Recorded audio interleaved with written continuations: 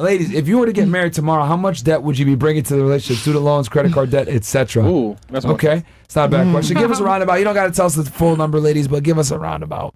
We'll start here. Or actually, here. How much debt would you bring to the relationship? $15K. Not much. Okay. That's not bad. Not much. All right. Yeah, no. I feel like mine was like 3,500, just under, not much. 3,500 only? Oh, yeah, that's it. Credit card debt and stuff? Well, she got a GI Bill. Yeah. So. Yeah, I don't have any. Oh, I have like $1,000 student loans, but other than that, it's like credit card. All right, so like 5K. Well, like I guess with my car, then like with everything. Oh, so then like everything, yeah. With my car, then it's like 28K. Okay, so, there you go. Yeah. I owe probably like 15K in my car. Yeah. Nothing wrong with having debt, guys, if you got good debt. Well, the debt you got. And always buy a used car.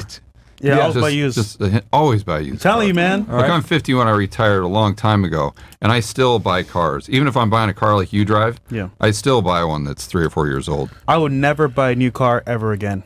Yeah, it's ever. Terrible. It depreciates too much. The only way I'll buy a new car is if I get allocation from Lamborghini directly, where like, the car is going to be brand new and it's like the first of its kind. Yeah. Like drive it for a little bit and sell it for profit. Flip it. Yeah. Other than that, they'll never buy a new car again. Yeah, I was gonna say, what if you do it for like business, like under an LLC? Does that make sense still? No, I mean, I was talking to Fresh about this after the show, and what I used to do is I'd say, okay, there's a car that I want that's a $2,500 payment. So I'd say, okay, let me go ahead and buy a rental property, and then I can have my renter pay the car note. And then I've got an asset that's appreciating as opposed to one that's depreciating. Someone gave me that advice a couple years ago. Yeah, that's the only way I'd go out and buy a new car. If I just had to pay cash for something, you just let someone else take the depreciation hit right off the bat. Yep. That's smart. All right, so 15, 28. What about you? All. I don't have that. No, it's a plus, bro. Yeah. You have to. You own a home. She just has her boyfriend's debt. Like a liability on her balance. You said you're a homeowner, right? Okay, but I don't, I paid everything back. You paid off the house? Yeah. You paid the house off. Wait, hold on. Where's the cap button? So you don't have a mortgage? Wait, hold on. You paid the whole price of the house off. When did you buy your house? How much it cost? I'm not gonna say all that. But yeah, I paid it. Nigga, you So how I'm much not are your stripping. property taxes? I'm not gonna say all that. I paid it off. I don't have debt. That's all.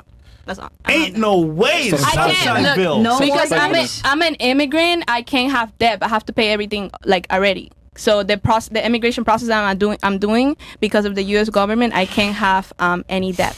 So you paid cash for your house? Yeah, because that's a bartending. Where'd you buy it? Hold on. Pembroke Pines. In Pines? Like you have the deed. It's not in Pines. It's in Boca. Ain't no way, bro. Come on, bro. Okay. Ain't no Boca Raton? It wasn't given to you, right? Like you bought it. No. I wasn't born here. No, and the deed's in your name? Yes, Yo, IRS, man. Wait. When did you buy it? Like 2 years ago? Like 3 years ago. 3 years ago. What is it, like a 3-2? Yeah, 3-2. But you were 18 when you bought it? Yeah. I started working since I was 15. So all the money that I raised serving and stuff. But let's say you kept 100% of it. You'd still only have $300,000. No, I didn't waste anything. I know, but let's say you didn't even eat. You'd still have. No, my parents always my parents always bought me food and stuff like that. So I didn't have to pay for food or where to live for a really long time. All right, so here's the thing. Look, man. I'm a real estate investor. I have multiple properties down here in South Florida, and I got some in Connecticut. And I've studied the Florida market very heavily. To buy a 3-2 approximately 3 years ago, you would have, assuming let's say it's a turnkey or whatever, even if you wanted to get a rehab, you're spending at least $300,000 to $500,000. $300,000 and you got to put some work in. $500,000 for it to be possibly turnkey in Boca Raton. You're telling me you pay $500,000 cash for a home? But after working for 3 years, starting when you're 15, there's no way. I didn't use any of the money. I just saved it. And you paid his car off? $20K? No way. Yo, you balling. It's sad. Son's off here, bro. You got a sugar daddy, bro. Bro, she's so pussy, bro. Sugar daddy. Yeah, you got a sugar daddy, bro. You got something going on there. Sugar daddy. What them titties, bro? Either you stripping? Either you stripping? There's no way. Online work? There's no way. I know for a fact, Boca Raton, a home up there, 3-2 up there, even if you buy a piece of shit, you're paying at least $300K. Bro, I used to work in and you're going to have to rehab it.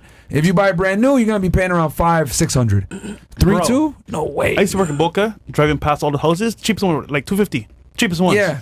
And that's going to be a piece of shit. A piece of crap. You're going to have to rehab the hell out of it. Hell yeah. There's no way. To buy it, and it was ready to go when you bought it, you didn't rehab it or fix it or nothing?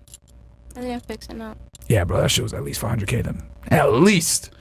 Boca Raton 3 years ago. Man, I bought a house in Pomino for 400. So Boca's nicer than Way nice. than Pompano. Yeah. Anything's nice and well, if you got the house, props to you, but goddamn, nigga. Because I got a 3-2 in Pompano for 400K. That right there is gonna be at least 5. Yeah. Okay. It doesn't. Sounds off. Doesn't pass the sniff test. Yeah, sounds off here, bro. That's what I'm gonna say. Okay. She doing some illegal activities, man. No. Hell nah. Okay, She don't wanna say on because I know camera. the housing shit, man. So okay, what about you? I don't have any debt. Stop the I cap. don't. Nothing? Like I said, owing something gives me anxiety. So I don't like owing. What if I die tomorrow and then I owe something? But you don't got a credit card That would debt. be your car. That would be your benefit. Like, No, you, but don't, still, it's gonna be. you don't got a I'm not gonna rest car. in peace. You don't got a car. Rest You, in don't, peace, nigga. I You do won't be have a here. car. I paid it cash. you bought your house. Okay. My car, I paid it cash. I was gonna ask about the club, but your family owns that. You don't own that. Or your parents own it. Yeah, it's my parents. Do you live in your own home or do you live with your parents? Today's sponsor is Be Naked. After 30, your testosterone drops by 2% every year. Yeah, that's right. While you're out here scrolling TikTok, your masculinity is packing his bags. But you don't have to be that guy. Step up with Naked Organs. This ain't no soy boy supplement. This is straight up 100% bison organs, liver, kidney, heart. The stuff men have been using for centuries to stay sharp, strong, and keep their testosterone sky high. Forget your vegan pea protein, quinoa, or whatever weak sauce they're pushing. This is Primal Power, packed with B12, iron, and zinc. Real nutrients that your body needs to stay jacked and ready to dominate. Go to BeNaked.com, use code FRESH, and get 15% off. Keep your masculinity in check, guys. Code word FRESH. BeNaked.com, use code FRESH for 15% off. Support them, support us.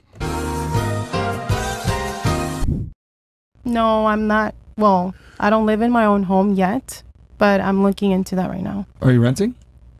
No, You live with your parents. my mom has 3 houses.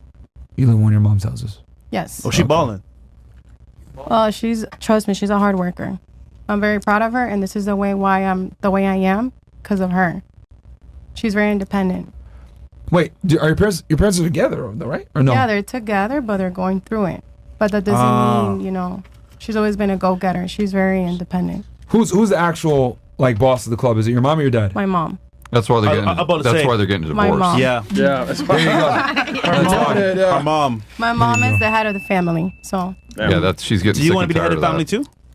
too? I mean, That's L. yes. Oh, just be careful what you wish for. Yeah. But then again, I want to have a partner that supports me as well. Like, I don't want to be like, I'm very proud of my mom, but I don't want to be fully like her. Like, I want to be a little bit more submissive, A little bit more? A little bit Or more. a Yes. lot more? A lot more. I'm about to say, Yes, a lot more. that's going to be tough. It Okay. is. Yeah, men don't like. I know. Trust me. Yeah, it's whatever. I don't even need to go into it. Yeah. Okay, what about you? I probably have like 1 or 2 loans from school that Okay. I owe. That's it right now, though. What do you say total? I would say I think each was 1,500, so 3,000. Oh, Oh, that's it. but wait, your charger. Or I paid that off, but at the beginning of college, that was really like hard walking into college with like no money because I had to instantly get a job like right away. I couldn't like chill. How much did you buy it for? It was about like it was used, like he said. I got a used car. It wasn't like a brand new, but it was I think it was like 17 grand or 18 grand. And you paid it off? Yeah, I mean, You still have it? my parents, when I bought that thing, this was my first car, so like no, I don't have it anymore. I have Okay. I got an Accord, and it's very my friends know I call it an old fart because that thing does not move whatsoever. Like I'm excelling and it's so slow. Anyways, yeah, I don't got Okay. the charge anymore. All right. What about you? I have a big mortgage, and For the my car- Airbnb, right? Yeah, yeah. Yeah. What'd you? Yeah, but So see, I that's good settled- debt though. Yeah, Yeah, that's yeah. real estate debt. How much did you buy it for? So they wanted 545. I got them down. We settled at 515. Okay, 3-2, 4-2. 4-2. Miami. Yep. West Little River, up and coming. Oh, yeah. Okay. I was gonna Yeah, say, I how'd got- you get that price? I got property there too. Okay. It's a turnkey too. But I went in and I had an artist come in and do murals everywhere. So it's actually called the Miami Mural Airbnb. Ah. And I have a branded. graffiti Smart. room that's Smart, like smart. Winwood. I have a designer room that's like Design District. I have a poker room. Why did you opt for the Airbnb versus a long-term tenant? So with long-term tenants, like this is one of my favorite conversations. Say they break a washer or a dryer, right? Yeah. You as a landlord are going to have to go in and replace that, right? And also you're only getting, let's say, $500 to $2,000 on top of whatever your mortgage is. If it's paid off, then maybe you're getting more. But let's just go from $5,000 to $1,500 on top of the mortgage payment, right? Profit that you're pocketing. One, with Airbnb, you're maximizing that because you're doing nightly prices versus the whole month, right? And then on top of it, Airbnb covers me. So if anything were to ever happen, which I've only had things happen 3 times now and I've been hosting for 7 months, you can either handle it with the guests themselves. They'll Zelle you because they don't want to go through Airbnb. But let's say they're assholes. Airbnb pays you directly as the host rather than you having to deal with that person. No, they're going to pay you for the damages and they're going to deal with the guests themselves. Wow. So it kind of blocks off like that middleman. Like you are literally just dealing with Airbnb itself. Now, here's the benefit in that. I had somebody put a hole in one of my doors and I had my contractor come over who does all my work. He patched it for $40 and I had them replace the whole door for $350. So they zelled me $350. I paid him his $40. Realistically, I just pocketed $310 because I'm not going to replace that door right away. I might get another scratch or bump in it. So honestly, I've seen it be more profitable and other hosts as well have made money off of the damages. We don't want them, but the inconveniences sometimes make us profit. But you can tell it's a side hustle. That's the big difference. If you're getting a rental property, you got a property manager. Of course. It's a passive. Right now, I'm a fan of long-term tenants. So my question to you, though, would be if you had to put a long-term renter in there with that type of rent, would it still cover the mortgage and your expenses, or would you have negative cash flow? Well, my house sleeps 16 people. So if I were to have to go that route, let's say Airbnb dropped dead tomorrow, I would go the route of like a creator house, finding like, but let's just assume for a moment that you had to rent that out long-term with like a year lease or a 2-year lease. I would say I would make $1,500 on top of my mortgage. I would list it for... Okay, so you'd still be cash flow positive. Yeah, for sure. Okay, so that's the key there. Because I know a lot of people are interested in Airbnbs, but what they'll do to make the numbers work is they'll say, okay, if I get Airbnb money, then I can cover the mortgage. I can cover the property taxes, the insurance. But what happens if the market gets saturated with Airbnbs, which is another good reason why she branded it, so she sticks out. But if you get saturated, now all of a sudden, your only option, because we go into a recession, people aren't traveling, is to rent it out long term. But there, that amount of money that you're getting won't cover your mortgage. Now you got negative equity. Now you got to force sell it, and then Well, what I would Airbnb, because I'm more of a fan of long-term tenants, but yeah, the Airbnb definitely has its perks and everything else like that. I think it's a little bit more of a riskier pursuit. Like if it was my first real estate property, I would do long-term tenants and kind of build my way into taking the risk with Airbnb. But you could definitely make it work. Just that. It's a lot of oversight. You get problematic people that come in and fuck your place up. It's and a lot like stuff Section like 8. Yeah. When I first got into real estate, there were a lot of guys, in 2012, there was a lot of guys where I was that I'd go to dinner with, and they'd, George, you got to do Section 8. You got to do this. It's so easy because you get guaranteed rent and all these things. Like, but they're the worst treat tenants. your house like a disposable They're razor. the worst tenants, man. And so I'm like, if you want to do that, it's going to be a full-time job.